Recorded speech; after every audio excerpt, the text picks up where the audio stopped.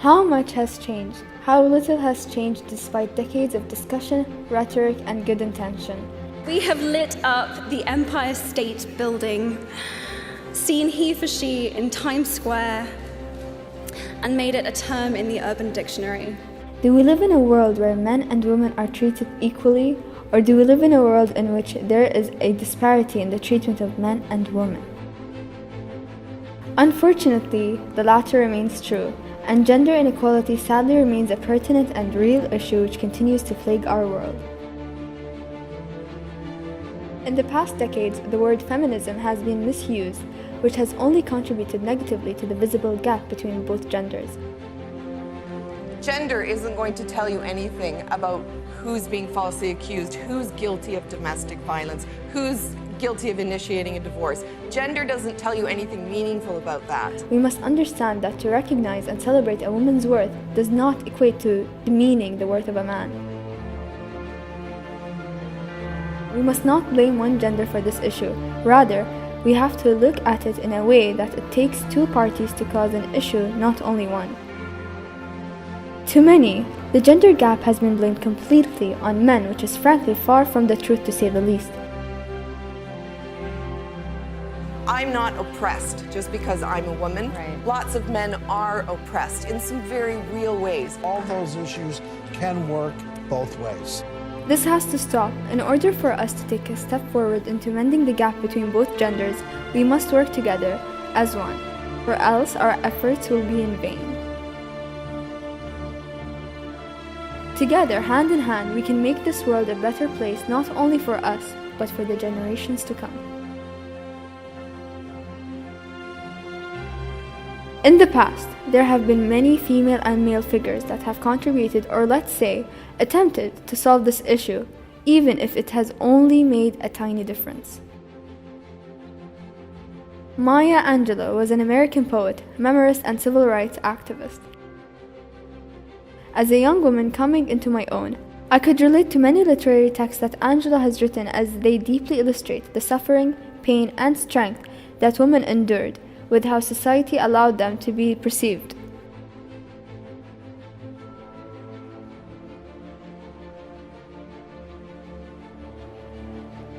What is the best piece of advice you've ever gotten? So many good things. I know. Yeah.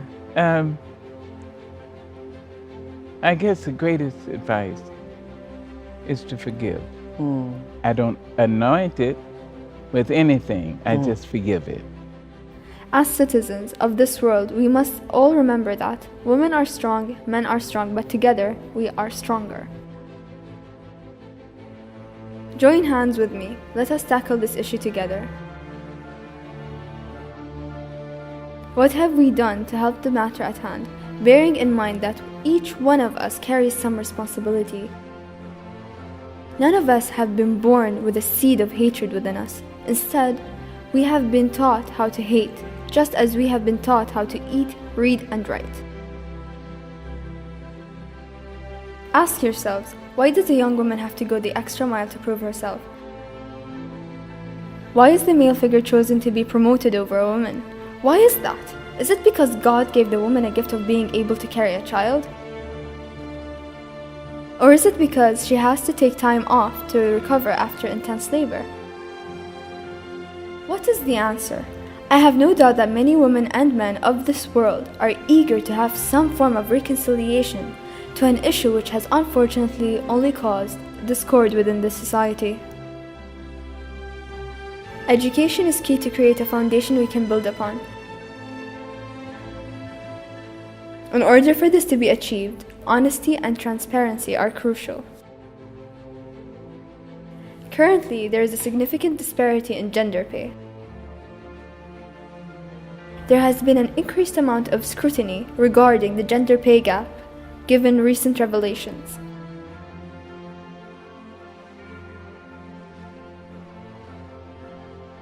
In the UK, it has currently come to light that even within an institution as renowned as the BBC, there is a huge difference in the amount that men and women are earning despite doing exactly the same occupation.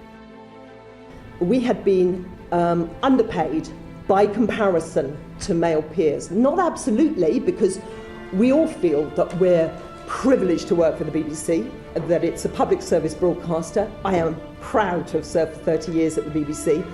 But we knew there was inequality. We didn't know the details because the BBC is extremely secretive on pay.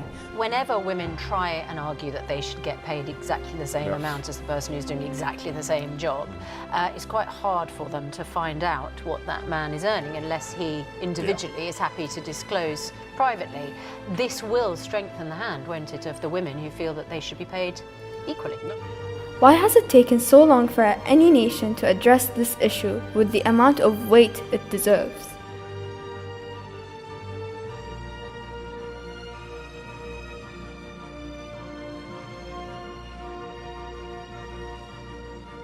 In January 2018, Iceland is the world's first country to make it illegal for a male to be paid more than a female for doing the same exact job. This movement is positive but not enough. Change is the only thing that we know for sure will always remain constant. We either ignore the inequality and allow the status quo to continue, or we come together and embrace change for the better. In a generation from now, our children will look back and rejoice at how much has changed. The small changes we make now will serve all men and women of the future. We must be the change and not wait any longer. Women are strong, men are strong, but together we are stronger.